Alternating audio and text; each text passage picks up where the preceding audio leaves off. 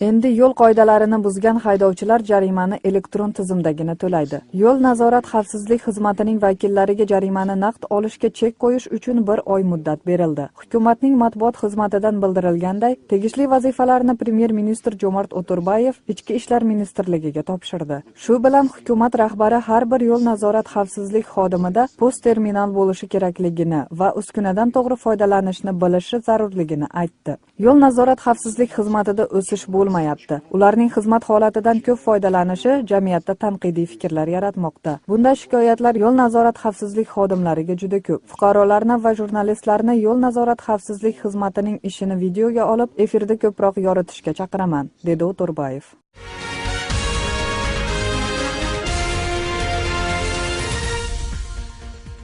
O'shda pora talab qilgan podpolkovnik qo'lga olindi. Bu haqda Milliy xavfsizlik davlat qo'mitasi qoshidagi korrupsiyaga qarshi xizmatidan xabar qilishdi. Ma'lumotga ko'ra, O'sh ichki ishlar boshqarmaligining o'ziga xos muhim ishlar bo'yicha bosh tergovchisi podpolkovnik $10,000 pora talab qilgan. Podpolkovnik hozirda Milliy xavfsizlik davlat qo'mitasining O'shdagi bo'limiga qamoqqa olinib, tergov ishlari bo'lmoqda. Unga pora talab qilish moddasi bo'yicha jinoiy ish qo'zg'aldi.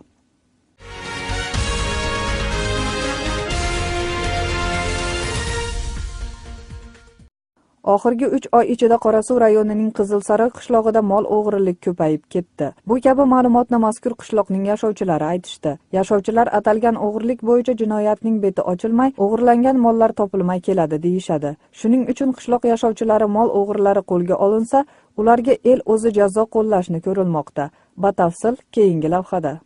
Geçinde cem-cövün berib, shu yerga olib kirib baylangan. Shul mana shu charqar. Shu yerda mana yerga baylanchu. Buni ochib olib ketdi. Voqea 2014-yilning 26-dekabridan 27-dekabrga o'tar kechasi bo'lgan. Molining o'g'irlagani haqida Isayevlar oilasi tongda xabar topishgan. Aniqroq aytganda, bog'lab qo'yilgan 2 moli izsiz yo'qolgan. 3 yashar mol bo'z bo'lgan. Berkisi 1,5 yashar mol. Bag'uda turgan o'koting. Semiz mollarilar. Oşol anan jugurdik, al жақты qaradıq, bu жақты qaradıq. Oşol günü qurshab nemesinde bazar bolat ekan. Bazarga jettik, biroq kechiraq jetib qoldik. 11'lerde bardik. 2-3 bola bo'lib, oyoq buyog'ini jugurdik, tapa olmadik. Shundan keyin militsiyaga murojaat qilishgan. Militsiyaning ma'lumotiga ko'ra, jabrlanuvchi Isayevlar 60 ming so'mlik chiqim ko'rishgan. Hozirda aniqlangan fakt bo'yicha ishning beti ochilmagan. Gumondor qatori avval ham mol o'g'irlik bo'yicha sudlanganlar so'rov qilinmoqda. Rezultati operativ ish-charalar yurib жатат. Hozir kundacha. Rezultati qachon ekan biz hozircha taq ma'lumot yo'q. Ish olib boriladi. Jo'sh qishloq hukumatining Qizilsaroy qishlog'ida bo'lgan bu o'g'irlik birinchi bor emas. Oxirgi 3 oy ichida tez ko'payib ketdi deyishadi qishloq yashovchilari. Boshqa qishloqlardan ham molini yo'qotganlar shu qishloqqa kelib izlashgan vaqtlar ham bo'lgan. Shunga ko'ra qishloq yashovchilari mol o'g'rilariga el jazosini qo'llasakmi deyishmoqda. Yerlik jazo bu yerdan misol o'sha bilan tutib olib turib, mana bu yerdan Eşeke tezkerimingizip alıp turib, betini ko'rab turib, 30 saat boshqa chayn aytib barsın-da. Voy, hech kim qo'yadi ol işte. Eşekimingizip alıp, buni endi jozib qo'yadi ilgaricha. Bu mal ura. Qilpazning tug'an urug'i hech kim ishida olayda bo'lmaydi ekan to'shali. O'zlari jazolashni istayotganini birdan-bir sababi qo'lga olingan o'g'rini kuch tizimlari qo'yib yuborib yana shu ish qaytarilmoqda. Bu bo'yicha qishloq aholisi maxsus yig'in ham o'tkazishgan. Unda yashovchilarning ko'pchiligi ushbu yo'lni qo'llashgan. Shunga ko'ra aholi o'rtasida sud tayinlanib, o'g'rilarni topish uchun odamlar qo'yilgan. Ayel ko'p cho'g'ilib nima oldi? Uchastkoylarda hukumatdan nemeni chaqirib qo'yibmiz. Biz o'sha yerdan ozmaz nima olib qo'ydik.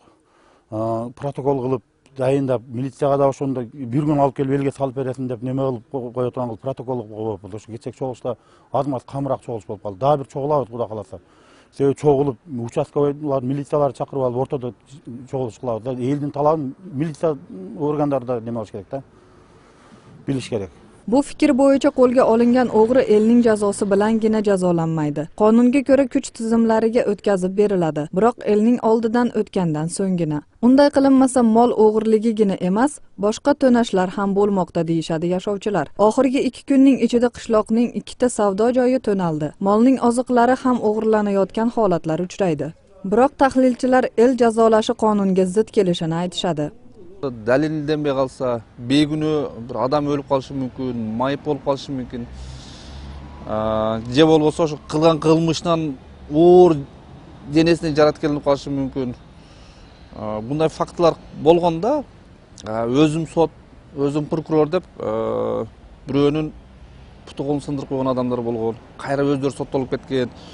Ошондуктан кандай кылмыш болсо дагы башка кылмыш кылыштын ордуна мыйзам чегинде ish жүргүзгөнгө аракет кылыш керек. Shuning uchun ekspertlar mol o'g'irlikni to'xtatish uchun jazoni og'irlatish bo'yicha qonunga o'zgartirishlar kiritish kerak deb hisoblaydi. Masalan, xo'jalik mulkini konfiskatsiyalash yoki ularni nafaqa olish huquqidan ajratish bilan. O'g'irlikni oldini olish uchun esa fuqarolarni ish bilan ta'minlash kerak. Tahlilchilar o'g'irlikning asosiy sababini ishsizlik bilan bog'lashadi. Eslatib o'tsak, Qorasuv rayonida 2014-yili mol o'g'irlash bo'yicha 80 ta holat ro'yxatga olinib, uning 30 tasini beti ochilmagan. Yil boshidan esa bu kabi fakt bo'yicha 2 holat aniqlandi.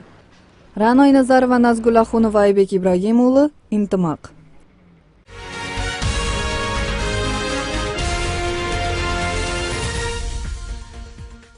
Mavzuni davom ettiramiz. Mol o'g'irlikda 2014-yilning yakuni bo'yicha O'sh oblasidagi yashovchilarga 15 million so'm zarar keltirilgan. Bu haqda Ichki ishlar ministrligining O'sh shahri va oblasti bo'yicha bosh boshqarmaligining matbuot xizmati bildirdi. Ma'lumotda keltirilgan zararlarning 10 millioni fuqarolarga qaytarildi. Qolgan qismini qaytarish ishlari olib borilmoqda. Oblastda 170 bor mol o'g'irligi bo'lib, uning 150 tasini beti ochilgan.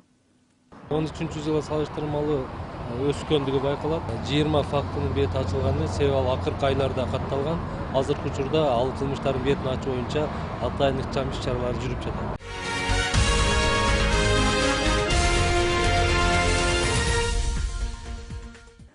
Davlat aloqa agentligi Tazabekka sim kartalarini ro'yxatdan o'tkazgan abonentlarning soni mazkur yilning boshida 4 million 17 mingdan iborat ekanini bildirdi. Uyali aloqa operatorlarining ma'lumotiga ko'ra, 2014-yil dekabr oyining oxirida personifikatsiyadan Sky Mobile bo'yicha 69%, Alfa Telekom yopiq aksionerlik jamiyati bo'yicha 36% va Nur Telekom javobgarligi cheklangan jamiyati bo'yicha 58% abonentlar ro'yxatdan o'tishdi. Eslatib o'tsak, elektr va pochta aloqasi haqida Qirg'iziston Respublikasi qonuniga ko'ra, mobil aloqalardan foydalangan fuqarolar 2015-yilning martigacha o'z sim kartalarini ro'yxatdan o'tkazishlari lozim. O'sh shahrida O'sh elektro ishxonasi xodimining uyida elektr energiyasini o'g'irlash fakti aniqlandi. Bu haqda mazkur kompaniyaning matbuot xizmatidan bildirishdi. Ma'lumotda O'sh elektronni rejalashtirish va iqtisod bo'limining xodimi Ko'chkombayeva o'g'ri ekanligi tasdiqlangani haqida aytilgan. Bu bo'yicha elektr energiyasidan foydalanish qoidalarini buzish akti tuzilib, qaytadan hisoblanib chiqqanda foydalanuvchi 31 ming so'm zarar keltirgan. Inspektorlar bundan keyin O'sh elektroning xodimlarini va barcha kategoriyaning foydalanuvchilarini o'g'irlikda tekshirib turadi.